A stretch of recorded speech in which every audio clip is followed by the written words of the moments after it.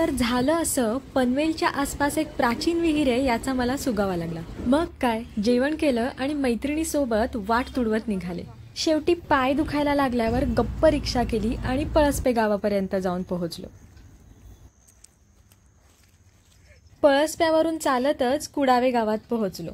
गावात पोहोचल्यावर काकूंच्या मागे मागे चालू लागलो आणि विहिरीपाशी जाऊन पोहोचलो। हीच ती प्राचीन विहीर। विहिरीपाशी गेल्यावर व्लॉगिंगचा प्रयत्न करू म्हणत कॅमेरा सुरू केला, पण प्रत्येक मिनिटाला दात काढायची सवय असणाऱ्या आमच्यासारख्या लोकांना कसलं व्लॉगिंग जमतंय।